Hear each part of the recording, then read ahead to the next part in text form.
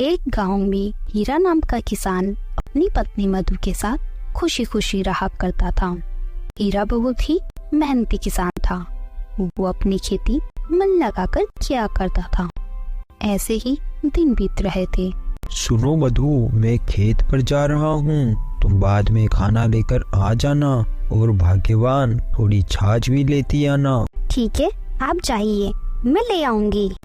फिर हीरा खेतों की ओर चला जाता है। हीरा खेत में पहुंचकर खुदाई का काम करने लगता है। तभी कुछ देर बाद वहाँ गांव का सेठ मोहनलाल आता है। अरे हीरा भाई, मैंने सुना है तुम्हारे खेत में बहुत ही अच्छी फसल होती है। क्या तुम इस बार की फसल मुझे बेचना चाहोगे? और अगर तुम फसल मुझे बेचोगे तो मैं तुम्हें बाजार से अच्छा दाम दूंगा और आधी फसल के पैसे मैं तुम्हें आज ही दूंगा। सेठ जी, ये तो मेरे लिए बहुत ही खुशी की बात होगी। ठीक है, जिस दिन तुम्हारी फसल तैयार हो जाएगी उस दिन मेरे आदमी आकर तुमसे फसल ले जाएंगे और तुम्हें बाकी के पैसे दे जाएंगे। इतना बोलकर सेठ वहाँ से चला जाता है। लेकिन हीरा को नहीं पता था सेठ अब उसके साथ क्या करने वाला है। हीरा फिर से अपने काम करने लगता है। तभी थोड़ी देर बाद उसकी पत्नी खाना लेकर वहाँ आ जाती है। सुनिए जी, आ जाइए, मैं आपके लिए खाना ले आई और साथ में छाछ भी लेकर आई हूँ। फिर हीरा मधु के पास आता है। लाओ लाओ, बड़ी भूख लग रही है। मधु, तुम्हें पता है आज यहाँ गांव के सेठ जी आए थे। जानती हो उन्होंने क्या कहा? कि इस बार वो अपनी सारी फसल खरीदना चाहते हैं और वो हमें बाजार से ज्यादा दाम भी देंगे। और तुम्हें पता है उन्होंने आधे पैसे तो अभी ही दे दिए और बाकी के पैसे फसल होने के बाद देंगे। अरे वाह, ये तो बहुत ही बड़ी खुशी की बात है।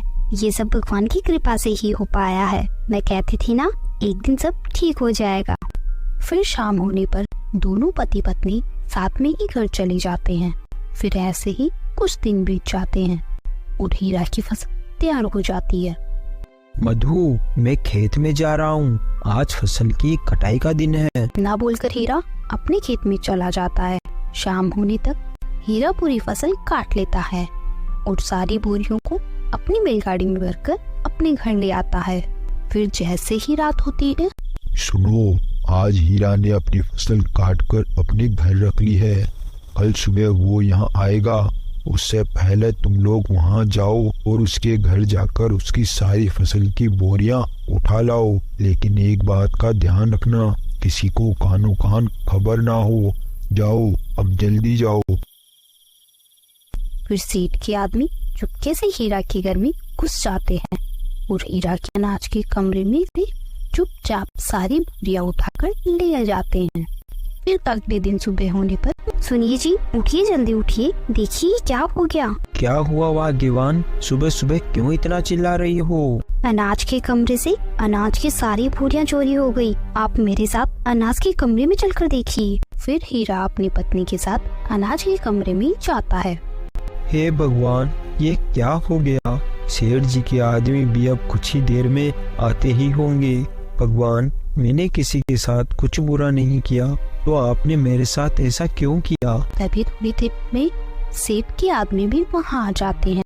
अरे हीरा भाई, बाहर आओ, हम अनाज की बोरियां लेने आए हैं। हीरा सेठ के आदमी की आवाज सुनकर डर जाता है और बाहर जाता है। अरे भाई, अनाज की बोरियां तो कल रात किसी ने चोरी कर ली। ये क्या बोल रहे हो हीरा भाई? ये सुनकर सेठ जी बहुत गुस्सा हो जाएंगे।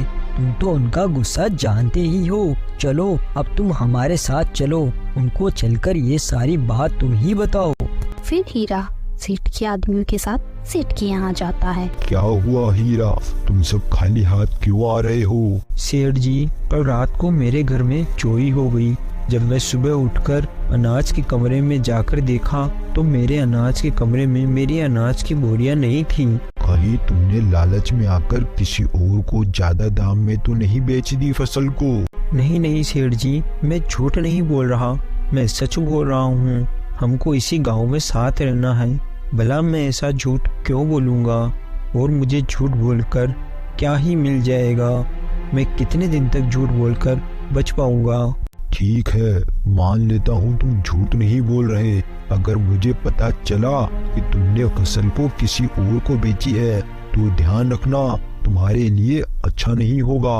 और हाँ, जो मैंने तुम्हें एडवांस पैसे दिए थे वो मुझे लौटा दो। सेठ जी, अभी तो मेरे पास कुछ भी पैसा नहीं है। आप मुझे कुछ महीनों का समय दीजिए, मैं जल्दी ही आपके पैसे लौटा दूंगा। ठीक है, मैं तुम्हें 5 महीने की मोहलत दे रहा हूँ। अगर 5 महीने बाद तुमने पैसे नहीं लौटाए तो ध्यान रखना, मैं तुम्हारे घर पर कब्जा कर लूंगा और तुम्हारे घर का सारा सामान बाहर फेंक दूंगा। अब जाओ, यहाँ से जाओ। फिर बेचारा हीरा दुखी होकर वहाँ से आ जाता है। ऐसे ही कुछ दिनों तक हीरा और उसकी पत्नी दोनों उदास रहे। फिर कुछ दिन बीतने के बाद जग्गू हीरा को परेशान देखकर बोलता है, अरे क्या बात है हीरा भाई, तुम इतने परेशान क्यों नजर आ रहे हो? अरे भाई जग्गू, क्या बताऊं तुम्हें, इस बार मैंने मेरे खेत में गांव के सेठ के लिए फसल उगाई थी, लेकिन मैं जिस दिन फसल काट के फसल को अपने घर लेकर गया तो उसी दिन रात को मेरे घर से सारी फसल की बोरियों की चोरी हो गई। और तुम ही बताओ, मैं सेठ का कर्ज कैसे चुकाऊं? और अगर मैं उसका कर्ज नहीं चुका पाया तो वो मुझे घर से निकाल देगा और मेरे घर पर कब्जा कर लेगा। अरे मेरे हीरा भाई, क्यों तुम इतनी चिंता कर रहे हो? तुम ऐसी चीज की खेती करो जो सदाबहार रहे और मेहनत भी कम लगे और कोई थोक का खरीदार न खरीदे, तो तुम खुद जाकर उसे लोगों तक बेच सको। अरे तो जग्गू भाई, तुम ही बताओ मैं किस चीज की खेती करूं? अरे हीरा भाई, तुम प्याज की खेती करो। प्याज की खेती में मेहनत भी कम है और उन प्याज को तुम मंडी में ना बेचकर सीधा लोगों के पास जाकर बेच सकते हो। जग्गू की ये बात हीरा मान जाता है। लेकिन जग्गू भाई, अभी तो मेरे पास कुछ भी पैसे नहीं हैं जिससे मैं प्याज की खेती कर सकूं। अरे तुम चिंता मत करो, अभी तुम्हारे पास जितने भी पैसे हो तुम उनसे प्याज उगाना शुरू करो और मंडी में ना बेचकर सीधा ग्राहकों को बेचो।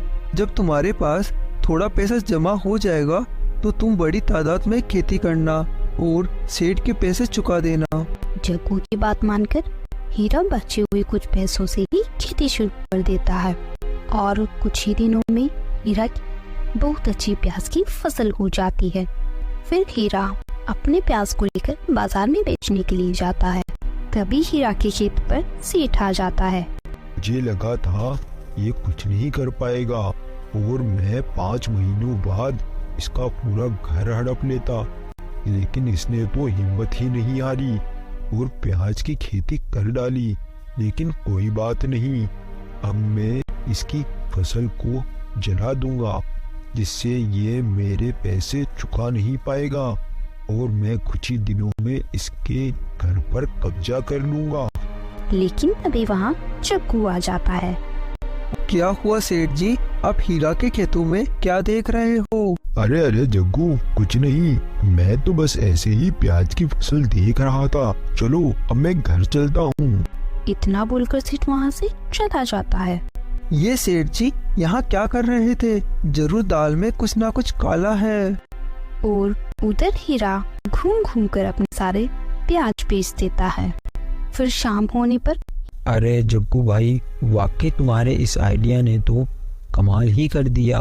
आज मैंने सारे प्याज बेच दिए और उनसे मुझे ऐसा पैसा मिला कि मैं कुछ ही दिनों में सेठ का सारा कर्ज चुका दूंगा। अरे वाह हीरा, ये तो बहुत खुशी की बात है, लेकिन अब तुम्हें और बड़ा काम करना होगा जिससे तुम सेठ के पैसे जल्दी लौटा पाओ। हाँ जग्गू भाई, बताओ क्या करना है? अब तुम बड़ी तादाद में प्याज की खेती करो और प्याज को मंडी में भी बेचना चालू कर दो और जो प्याज तुम्हारे पास बच जाए उनसे तुम प्याज की कचौरी बनाकर बेचना। जग्गू की ये बात हीरा को बहुत ही पसंद आती है और हीरा ऐसा ही करता है, अपने प्याज को मंडी में बेच देता है और बचे हुए प्याज से कचौरी बनाकर बेचना चालू कर देता है। इस तरह हीरा ने कुछ ही दिनों में सेठ के सारे पैसे चुका दिए और अब वो भी ऐसे ही गांव का एक बड़ा सेठ बन जाता है। तो दोस्तों, हमें इस कहानी से यही सीख मिलती है, अगर हमारे अच्छे दोस्त हो तो वह हमें आसमान की ऊंचाई तक पहुंचा सकते हैं। Thanks for watching.